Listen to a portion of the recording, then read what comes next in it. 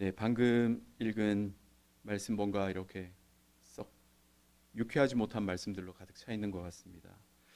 지난번부터 이제 우리 베드로후서에 나오는 거짓 선생들에 대한 말씀들을 나누고 있습니다. 지난번에 나눴던 2장 앞부분에서 거짓 선생들이란 주를 부인하는 사람들, 즉 예수 그리스도께서 가지신 그 심판의 권능, 그리고 다시 강림하심을 부인하는 사람들이 호색과 탐심을 따라서 사는 자들, 그런 자들을 이제 거짓 선생들이다, 이렇게 나눴습니다. 정말로 주님이 오실까? 정말로 오신다 하더라도 심판 같은 게 없을 거야, 이렇게 믿고 호색과 탐심으로 살아간다라는 것입니다. 그런데 그런 자들이 이 세상 가운데 있는 것이 아니라 교회 안으로 와 있다. 베드로는 너희 중에도라고 표현을 써서 교회 안에 이미 들어와 있다라고 말을 합니다. 그런데 지난주 나눌 때 교회 안에 들어와 있다라는 것은 교회 안에 들어와 있는 어느 누군가를 의미하는 것이기도 하지만 사실은 내 안에 있는 그런 거짓 선생들의 모습도 있다라고 했었습니다. 오늘 본문은 그런 거짓 선생들이 도대체 어떤 모양을 하고 있는지, 얼마나 지독하게 부패한 사람들인지를 말씀합니다. 여러 가지 모양으로 말씀하고 있는데 간단하게 설명을 드리면 10절은 당돌하고 자긍하며 떨지 않고 영광 있는 자들을 비방한다라고 합니다. 자긍하여라는 말은 거만하다라는 의미인데, 다시 말하면 영광 있는 자들을 비방하면서도 두려워 떨지 않을 정도로 너무나 분별이 없고 거만하다라는 것입니다. 여기서 영광 있는 자들에 대한 해석들이 여러 가지가 분분한데 11절 이어지는 말씀으로 봐서는 하늘의 천사를 의미할 것입니다. 말하자면 하나님을 수종드는 하늘의 천사까지도 무시하고 조롱할 정도로 거만한 사람들이다. 스스로가 잘났다. 자기가 마치 모든 주권과 권능을 가진 하나님처럼 여기고 산다. 그렇게 묘사합니다. 이어지는 11절은 천사들도 주 앞에서는 그들을 거슬러 비방하는 고발을 하지 않는다라고 어려운 말씀을 합니다. 우리가 유다서 1장 9절 말씀을 보면 이걸 조금 더 이해할 수 있는데 제가 읽어드리겠습니다. 유다서 9절. 천사장 미가엘이 모세의 시체에 관하여 마귀와 다투어 변론할 때에 감히 비방하는 판결을 내리지 못하고 다만 말하되 주께서 너를 꾸짖으시기를 원하노라 하였거늘. 바꿔 말하면 하늘에 있는 천사들조차도 누군가를 비방하거나 판단하지 않고 하나님 앞에서 겸손하게 오직 하나님의 권능에 의지한다. 심판의 권세는 하나님께만 있다. 그런데 거짓 선생은 그렇지 않다라는 것입니다. 이어지는 12절은 마치 이성 없는 짐승처럼, 즉 정욕이 이끄는 대로, 이성이 없이 정욕이 이끄는 대로, 내 마음대로, 내 생각대로, 내 욕심대로 살면서 잘 알지도 못하는 것들을 욕하고 비방하고 수군거리다가 결국 멸망하게 된다라고 묘사합니다. 13절은 불의한 값으로 불의를 당하며라고 말합니다. 즉 불의한 값, 불의한 행위의 값, 바꿔 말하면 다른 사람들에게 불의로 해를 끼치는 나쁜 짓을 의미할 것입니다. 그런 행위를 한 대가로 그들도 그 대가를 결국 치르게 될 것이다. 그리고 그런 그들은 그저 즐기고 노는 것에만 정신이 팔려서 교회의 점과 흠 같은 존재들이라고 말씀합니다. 이어지는 14절은 음심이 가득한 눈을 가지고, 즉 성적인 음란과 더불어서 또 그들의 탐욕으로 굳세지 못한 영혼들을 유혹한다. 아직 믿음이 굳건하지 못한 자들, 교회 안에서 믿음이 연약한 자들, 이제 막 신앙생활을 시작한 자들을 파멸의 길로 유혹한다. 그것이 바로 거짓 선생들이다. 사도 베드로는 이런 거짓 선생들이 이미 너희 중에도 있으리라 말씀했는데, 바로 우리가 함께 나눈 것처럼 교회 안에와 내 안에 그런 거짓 선생들 또는 그런 것과 같은 모습이 있다라는 것입니다. 요즘 언론에 유명한 신천지, 통일교, 또 최근에는 어떤 사람이 내가 바로 재림 예수다라고 주장하는 사람이 생겼다는데 그런 사람들만이 거짓 선생의 모습이 아니라 지금 14절부터 10절부터 14절에 이르는 그 모습들이 바로 거짓 선생들의 끔찍한 모습이다. 그런데 이 말씀을 준비하면서 묵상을 해보면 우리가 바로 내가 하나님처럼 되어 살던 존재들이었음을 깨닫게 됩니다. 언제나 내 생각이 옳고 옳아야만 되고 누군가 내 생각이나 내 판단이나 내 기준과 다르다면 그 존재를 참아줄 수가 없는 것입니다. 그래서 그 사람을 향해서 뭐라고 말을 해야 되고 또 그 사람이 나보다 센 사람 같으면 뒤에서 몰래 손가락질이라도 한번 해야만 직성이 풀립니다. 아니 저 사람은 저래서 틀렸어. 아니 저 사람은 왜 저렇게밖에 생각하지 못할까 등등 그렇게 말을 하는 존재가 바로 우리라는 것입니다. 제 경험 두 가지를 나눕니다. 그런데 이제 제가 한 가지 퀴즈를 낼 것인데 이 경험들의 공통점을 한번 찾아보시기 바랍니다. 실제로 있었던 일입니다. 예전 제가 다 아시니까 온누리교회 양재 예배팀장으로 섬길 때 한 예배 드리는 인원이 2,000명이 넘습니다. 그래서 예배팀들은 이제 그 자리를 잘 안내하는 것도 중요한 임무 중에 하나입니다. 근데 어느 날 이미 이제 찬양이 시작되었는데 늦게 오신 분이 한 분 계셨습니다. 서서 부르는 찬양인데 오늘의 양재는 이렇게 긴 장의자이고 어떤 한 장의자의 자리가 비어 있는데 한쪽은 벽으로 막히고 한쪽은 그 먼저 오신 분이 서서 찬양을 하고 있었습니다. 그래서 참 죄송하지만 가서 인사를 드리고 양해를 구하고 자리를 잠깐만 비켜달라, 이분이 앉으실 수 있도록 그렇게 했더니 그 사람이 인상을 팍 쓰면서 자리를 비켜주지 않는 것입니다. 이게 첫 번째 경험입니다.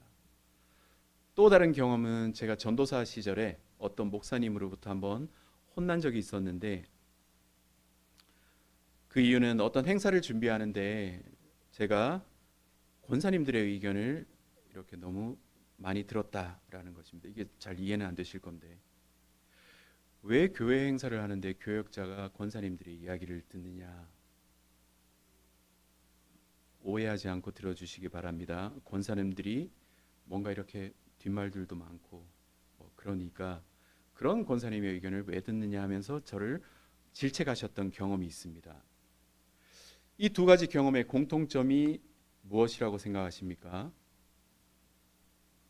아마 제가 틀리라고 낸 문제이기 때문에 맞추시는 분이 없을 것 같습니다. 공통점은 바로 그 두 가지 경험에 제가 존재한다는 것입니다. 그 경험들 가운데 있는 제가 찬양하며 비켜주지 않는 성도를 향해서 비난하고 손가락질하고 그 두 경험 가운데 있던 제가 나를 혼내던 목사님을 판단하고 비난하고 정죄했던 그 존재가 있었다. 그게 바로 공통점이라는 것입니다. 그 공통된 나라는 존재가 나를 부르신 교회 안에서 누군가를 우리가 방금 읽었던 10절 말씀처럼 당돌하며 자긍하며 떨지 않고 비방했었더라라는 것입니다. 그것이 바로 제가 나눠드린 경험의 공통점입니다. 나는 저들과 다른데, 내 믿음은 저들과 다른데 내가 얼마나 순수한 믿음으로 충성하는 일꾼인데, 그래서 내 기준과 내 판단으로 볼 때 저 사람들은 비난받아 마땅한 사람들이라는 것입니다. 그 비난을 한다는 것 이면에는 비난을 함으로써 나는 저들과 다르다, 그래서 나 스스로를 높이는 것, 이게 바로 사실은 오늘 나누고 있는 거짓 선생들의 진짜 모습 아니겠나 생각을 한 것입니다. 이어지는 15절과 16절은 민수기에 등장하는 우리가 잘 아는 발람의 이야기를 말씀합니다. 방금 제가 저의 경험을 나눈 것처럼 자신을 높이는 것, 또 원하는 것은 무엇이든지 얻을 수 있다라는 불의한 싹 대가를 바라보고 발람이라는 선지자는 이스라엘을 저주하는 길을 떠납니다. 그런데 그 길을 하나님께서 막으시는데 발람은 하나님께서 막으시는 것을 눈치채지 못합니다. 깨닫지 못합니다. 그때 하나님께서는 발람이 타고 있던 나귀의 입을 열어서 나귀가 말을 해서 그 길을 막게 하십니다. 발람이 행할 저주로 인해서 받게 될 불의의 싹, 그것이 바로 자기가 존귀하게 되고, 왜냐하면 모압 왕 발락이 네가 만약에 저주만 한다면 너를 존귀하게 하고 네가 원하는 모든 것 내가 시행하리라 이렇게 약속했기 때문입니다. 그처럼 자신이 높아지고 자신이 원하는 것 모두 얻게 된다는 그 불의의 삭을 가지고 저주의 길을 떠났던 것입니다. 그런데 하나님께서 나귀의 입을 열어서 나귀가 하는 소리로 그 저주의 길을 그 자리에서 멈추게 하신 것입니다. 하나님께서 나귀의 입을 열어서 발람의 저주를 멈추게 하신 것처럼 교회 안에 이미 들어온 거짓 선생들, 또 우리들을 향해서 이 베드로 후서 말씀은 지금 즉시 당돌하고 자긍하며 떨지 않고 비방하는 그 비방을 멈추라 말씀하십니다. 알지 못하는 것을 비방하는 그 입술을 즉시 멈추라 말씀하십니다. 교회 안 성도의 교제를 방탕한 것으로 만들고 음심이 가득한 눈으로 교회 안에서 범죄하기를 지금 즉시 멈추라. 베드로후서는 그렇게 말씀합니다. 왜냐하면 교회란 그런 것이 아니기 때문입니다. 예수 그리스도께서 교회를 얼마나 사랑하셨는지 그 교회를 위해 당신 자신을 주셨다라고 말씀합니다. 그리고 예수님께서 그 교회를 위해 물로 씻어서 말씀으로 깨끗하게 거룩하게 하셔서 티나 주름 잡힌 것 하나 없이 거룩하고 흠이 없게 하려 하신다라고 말씀합니다. 에베소서 말씀입니다. 그처럼 예수님께서 교회를 끔찍하게 사랑하신다라는 것입니다. 그렇게 사랑하시는 교회로 부르신 우리를 위해서 하나님과 주 예수 그리스도께서 우리 베드로후서 말씀을 기억해 보면 우리에게 보배로운 믿음을 주셨고 자기의 신기한 능력으로 생명과 경건에 속한 모든 것을 우리에게 주셨습니다. 그리고 급기야 세상에서 썩어질 것을 피해서 신성한 성품에 참여하는 자가 되게끔 하신다라고 말씀했습니다.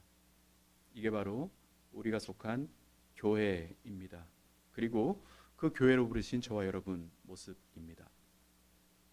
보배로운 믿음과 생명과 경건에 속한 모든 것을 가지고 또 세상에서 썩어질 것이 아닌 신성한 성품으로 자라나게 하시기 위해 하나님께서 독생자를 보내셨고 그 독생자 예수 그리스도께서 십자가에서 피 흘려 죽으시고 부활하신 것입니다. 베드로는 오늘 이 말씀을 통해서 교회 안으로 이미 스며든 거짓들, 특별히 우리 안에 숨어 있는 그런 모습들을 깨닫게 하십니다. 그리고 그 거짓들에 대한 하나님의 처방, 그것을 말씀하십니다. 바로 이 교회를 세우시고 나를 구원하신 예수 그리스도입니다. 예수 그리스도 그분이 교회와 나를 위해서 행하신 그 놀라운 일들을 마음에 새기라 말씀합니다. 형제 자매를 향한 온갖 비방과 저주를 즉시 멈추고 우리들의 입술로 바로 그분 예수 그리스도를 찬양하라 말씀하십니다. 그분이 주신 믿음 그리고 그분이 주신 생명과 경건으로 신성한 성품이 자라나는 일에 더욱더욱 힘을 써라 그렇게 말씀하십니다. 이 교회로 부르신 나를 예수님께서 그처럼 귀하고 소중한 존재로 삼으셨다라는 것입니다. 신성한 성품이 이미 참여한 자로 그분께서 삼으셨다라는 것입니다. 그렇게 해서 이 교회를 거룩하고 흠이 없는 주님 앞에 영광스러운 교회로 만드신다라는 것입니다. 오늘 말씀 통해서 사실은 부끄러운 저와 여러분의 모습일 수 있겠지만 그 거짓 선생들이 우리 안에 있음을 깨닫고 하나님께서 말씀하시는 바로 예수 그리스도 그분께서 우리에게 얼마나 놀라운 일을 행하셨는지 이 교회를 얼마나 사랑하시는지를 기억하는 저와 여러분 되시기를 축복합니다.